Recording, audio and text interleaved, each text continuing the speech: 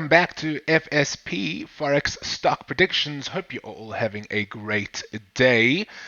I am the Vortex Trader, and today we are going to be having a look at the Euro USD on the 4-hour time frame. We got an order block frenzy going on over here. Please remember to hit that like and subscribe button, and let's get into these charts. So, what can we see? Now, what I've mentioned in my previous videos is that if you see a green block, it is a signal of a previous trade that I have taken, and that trade has won. If you see a purple or a pink block, that is a sign of a trade that I have taken, and that trade has lost. If you see a yellow block, it is a sign of a trade that has been waiting or is currently waiting to open.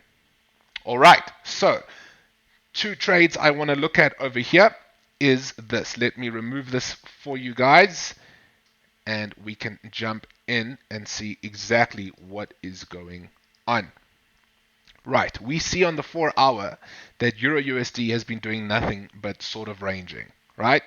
Came down to daily support at this level here, bounced up a bit to previous resistance from the close of this candle here, came back down, slowly tried to make higher highs and lower lows until we had a break right over here.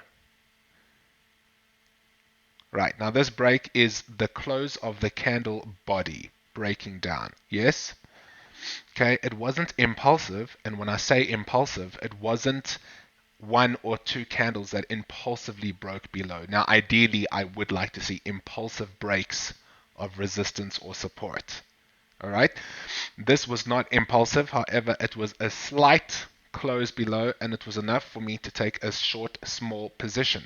So what would I do? I would highlight the most recent bullish candle all the way up to the top of the wick, like so. All right. Then my entry would be once the candles retrace into the middle of this block. All right, so I would put my entry like so. I would put my stop a couple of pips above the wick or the candle close of the previous bullish candle before the movement went down. All right, and I would then aim for a 1, 2, 4. As I've said in my previous videos, I always like to get a 1 to 4 risk to reward. Now we can see this is exactly what happened. Okay, we had our order block, which is this candle over here. Let's make it easier for you guys. Like this. Right. Let's even get in closer. Right. Where the circle is where my order block was. All right, this candle. Now, we then saw price break below this area right over here, all right, which was support. And we saw this tiny little candle close, right?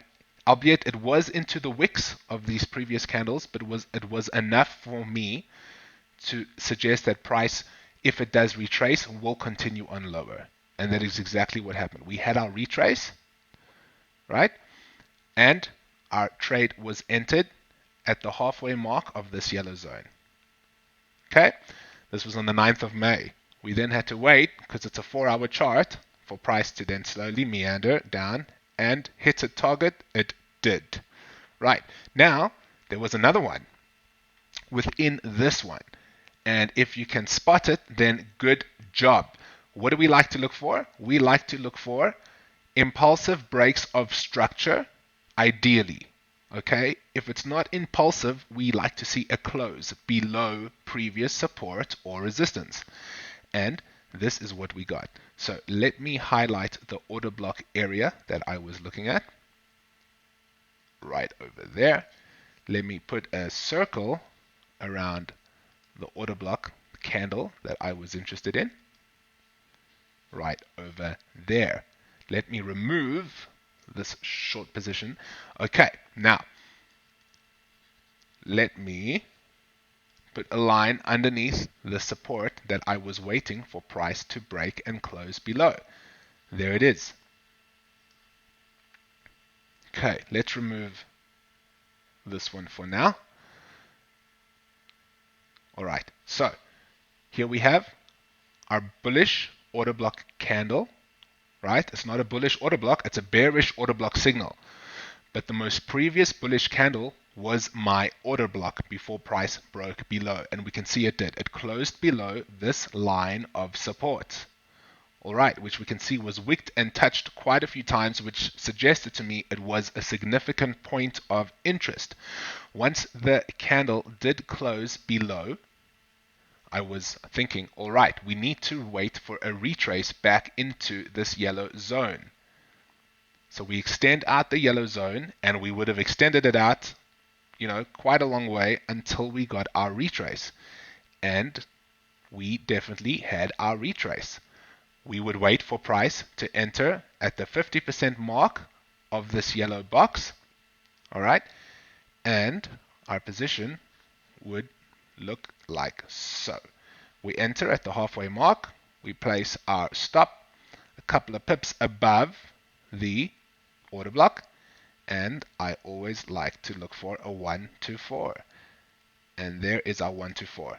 It was a beautiful trade. Yes, I could have held onto this thing because look at it go. I mean, if I'm trying to time the bottom, which you can never do in trading, I mean, we're nearly heading towards a 1 to 8 risk to reward, but that is not a safe thing to do, and I would not advise it, right? Pick out your targets beforehand. It does not matter if the trade keeps going in your favor. If your trade has reached your predetermined target, then you are doing a fantastic job. All right, do not FOMO into positions because you see it moving more and more and more along in your favor. That would be bad. All right, stick to your rules. It's all about following your rules and a list of criteria that you have written up for yourselves. Do not deviate. Never deviate, because the second you deviate from your rules, you're basically opening up a whole new type of strategy. And you don't have enough of data for that particular. As soon as you deviate by anything, if you change anything in your list of rules, if you deviate just for slightly with one of your rules, then you've basically started a brand new strategy that needs to be reworked and back tested through years and years of data. Okay, in order to quantify that data and come up with a system that shows you that that particular setup will work X amount of times out of 100. All right, this is why we never deviate. We have to follow our rules to the T. Very, very important. I cannot stress it enough. So we can see that price came up, hit our entry mark, came down, we hit our target 1 to 4, and that is when I got out. Now when this happens, this is when I will change the box from yellow to green. All right, I will put a little number in there to signify that yes, it did hit my 1 to 4. The 4 is the risk to reward. So you can see here I had a 5, right? This is only because my target was predetermined beforehand.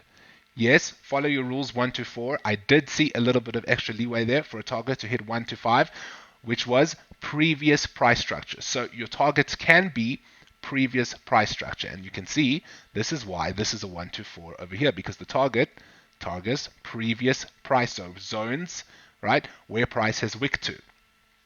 Okay, so backtest. Hashtag backtest. Backtest, backtest, backtest. Come up with a list of rules for yourself and backtest them.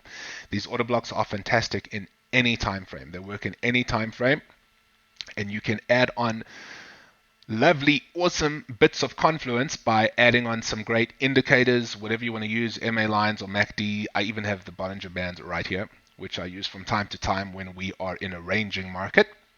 I don't use them when the market is trending. I even have this MA cross here with the 9 and 21, which I like to use for certain things.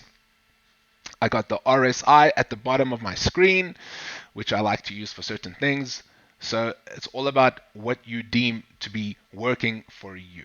All right, so on that note, we shall wrap up today's video. Hope you all have a fantastic day. Please remember to hit that like and subscribe button on your way out. If you have any questions, please post them in the comments below, and I will be sure to get back to you. As always, thank you very much for watching, and I will be seeing you on the next one. Bye.